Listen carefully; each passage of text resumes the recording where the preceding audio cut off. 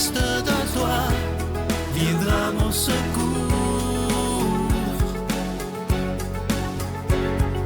Viens semer dans mon âme le grain de l'amour. Je traverse un désert et je meurs de soif. Montre-moi le mystère qui garde la foi. Bonjour, bienvenue à votre émission La Victoire de l'amour en ce mercredi 19 juin 2024. J'espère que vous vous portez bien chez vous. Aujourd'hui, l'été est à nos portes, l'été est là. J'aimerais qu'ensemble, on confie notre été à Dieu. Qu'on mette de l'amour dans nos vacances, nos activités estivales, dans tout ce que nous allons vivre. Parce que souvent, l'été, c'est un petit peu plus facile de vivre en surface. On a plein d'activités différentes de nos habitudes à l'hiver ou à l'automne ou au printemps. L'été, on est plus actif. C'est peut-être plus difficile de s'arrêter pour prier. Et c'est normal, et c'est correct. On a besoin aussi de vivre des vraies vacances où on est dépaysé de nos habitudes ordinaires. Ça, c'est très bien. Mais aujourd'hui, pourquoi pas profiter de l'occasion aujourd'hui pour remettre tout notre été dans les mains de Dieu. Tout simplement.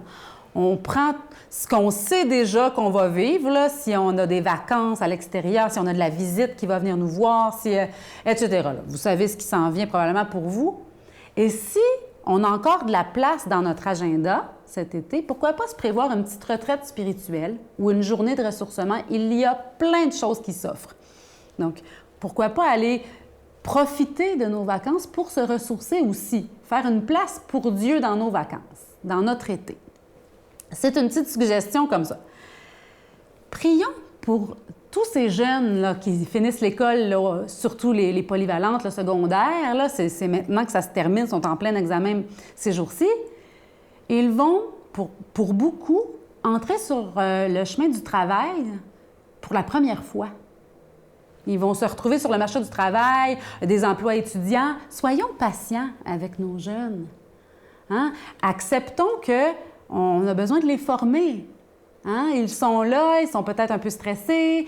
Dans les commerces où on va aller, aimons nos jeunes qui vivent. Souvent, on le sait, si vous vous souvenez, là, puis moi, je me rappelle de mes étés quand j'étais adolescente, c'était des moments de grande transition, de grands bouleversements. Nos jeunes, notre monde, a besoin qu'on prie pour eux, qu'ils soient guidés, inspirés, et que ce soit formateur positivement pour leur avenir cet été. Je souhaite que tous ceux qui peuvent prendre des vacances puissent les prendre et que tous les jeunes qui vont venir remplacer ces gens-là dans les commerces, etc., puissent être soutenus par notre prière aussi. Le week-end de la Saint-Jean-Baptiste s'en vient, c'est ce week-end. Comment allons-nous vivre ces festivités? Qu'est-ce qui va se présenter à nous? Les feux d'artifice, les grands feux de joie. Il y a des activités partout, pas besoin d'aller bien loin pour trouver des activités à faire, des choses à voir.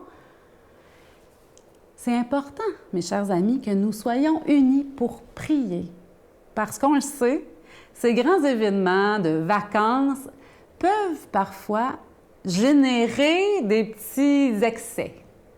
Soyons de ceux qui portent dans la prière notre monde, notre jeunesse, tous ceux qui vont festoyer, que l'équilibre, parce que fêter, c'est important, mais il y a un équilibre à conserver, une sagesse pleine de joie. C'est pas triste d'être sage, c'est très beau d'être sage, c'est noble. Soyons de ceux qui prient pour notre monde, de ceux qui portent la sagesse du monde. On ne fait pas la morale à personne, c'est pas ça qu'on veut, mais on veut porter la vraie joie. Celle qui vient du fait d'aimer, d'être en bonne compagnie, d'être dans une joie qui est celle de Dieu, finalement. C'est ce que je nous souhaite, un été rempli de la joie de Dieu. Notre Père qui es aux cieux, que ton nom soit sanctifié, que ton règne vienne, que ta volonté soit faite sur la terre comme au ciel.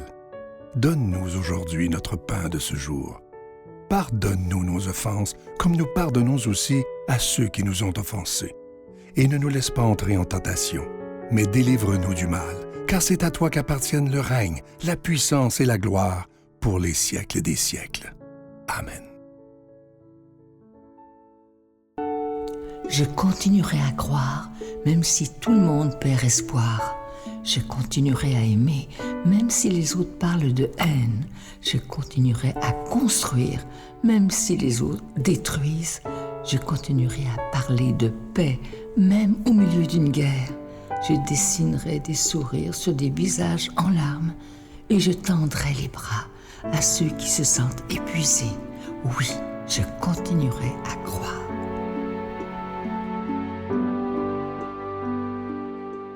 Je suis tellement content de vous parler encore une fois de ce magnifique cadeau du mois. Je le porte présentement sur moi. Il s'agit de la Croix de la paix. C'est en épinglette, déjà bénie, et elle est plaquée en or véritable. Et ça a été fabriqué par des artisans du Québec qui ont absolument un grand talent. Alors, vous la recevrez avec un don de 25 et deux avec un don de 40 Je vous donne l'adresse.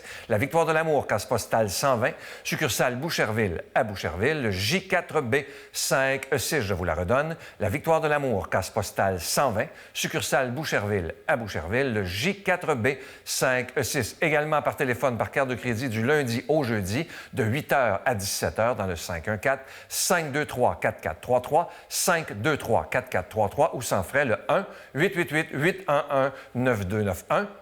1-888-811-9291 et aussi sur notre site Internet. Vous savez que c'est une façon très rapide, sécuritaire et efficace de faire votre don, le www.lavictoiredelamour.org. Alors, je vous rappelle cette magnifique croix qui est en épinglette, la Croix de la paix. C'était faite à la main, par des artisans du Québec. Elle est plaquée en or véritable et c'est autant pour hommes que pour femmes. Et je vous rappelle qu'à la fin de l'année, nous vous envoyons un reçu pour fin d'impôt. En terminant, j'aimerais vous remercier de tout cœur de ce que vous faites pour la Victoire de l'amour. Certains d'entre vous sont là depuis bientôt 30 ans.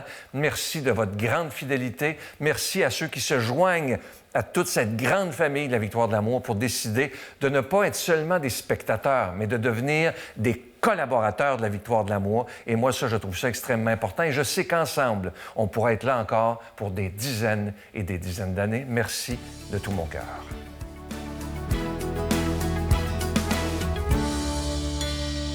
Mon Dieu, donnez-moi la sérénité d'accepter les choses que je ne peux changer, le courage de changer les choses que je peux et la sagesse d'en connaître la différence.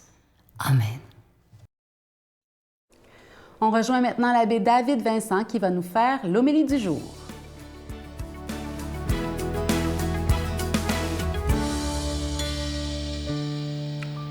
La parole de Dieu aujourd'hui nous parle d'une certaine manière du régime que Jésus nous propose pour avoir un esprit sain dans un corps sain. Vous connaissez probablement la popularité des régimes. Il en existe de toutes sortes. Des régimes keto, cétogènes, DASH, que je ne connais pas.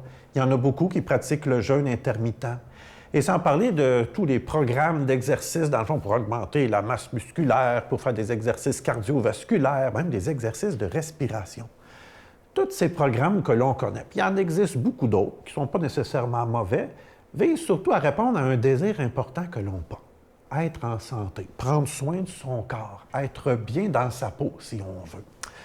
Eh bien, même ces programmes, pour nous aider, on peut même avoir des applications sur notre téléphone qui nous suivent, qui connaissent le nombre de pas qu'on fait, qui vont nous encourager à boire de l'eau à tel moment de la journée. Et puis, il existe mille et une façons, d'une certaine manière, de prendre soin vraiment de son corps. Dans l'Évangile aujourd'hui, Jésus nous donne son programme de mise en forme spirituelle. Il nous propose, j'oserais dire, moi, le régime que j'ai décidé d'appeler le régime des 3 P. Les 3 P pour le partage, la prière et la privation.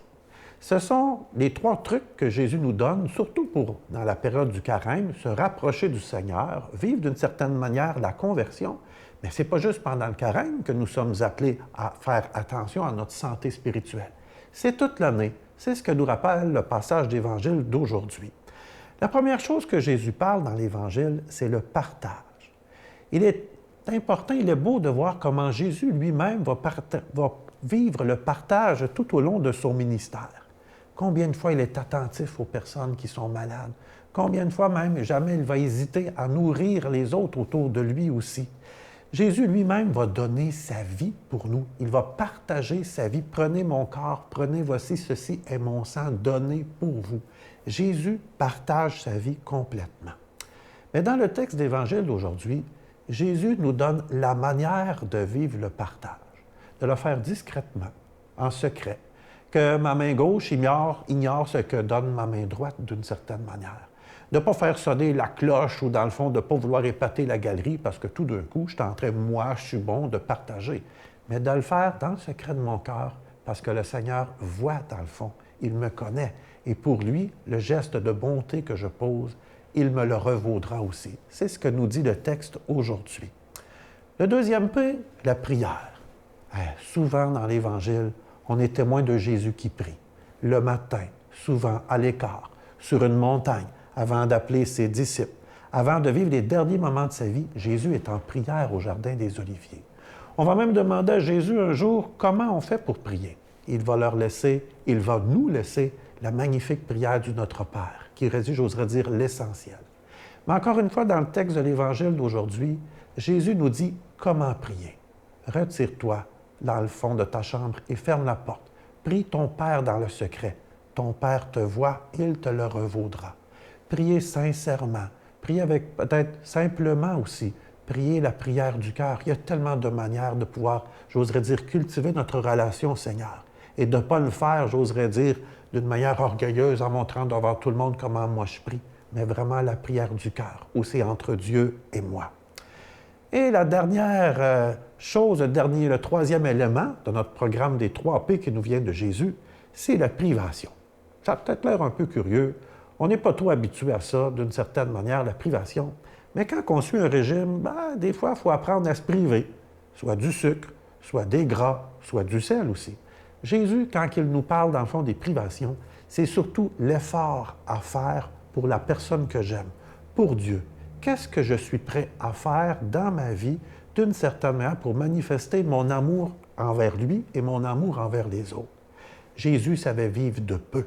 Il y a même un autre passage dans l'Évangile où Jésus dit qu'il n'a même pas un endroit où se reposer la tête. Il n'a même pas une pierre sur laquelle il peut reposer sa tête. Et Jésus vit sobrement. Et d'une certaine manière, cela va vraiment l'animer durant toute sa vie, durant tout son ministère, parce qu'il est totalement libre aussi. Eh bien, nous autres aussi, l'effort à faire pour aimer notre prochain, pour aimer Dieu aussi. Oui, le partage, la prière et la privation, ça nous aide à avoir un esprit saint dans un corps saint. Et moi, je vous bénis, le Père, le Fils et le Saint-Esprit. Amen. Je vous salue Marie, pleine de grâce. Le Seigneur est avec vous. Vous êtes bénie entre toutes les femmes, et Jésus, le fruit de vos entrailles, est béni. Sainte Marie, Mère de Dieu, priez pour nous pécheurs, maintenant et à l'heure de notre mort. Amen.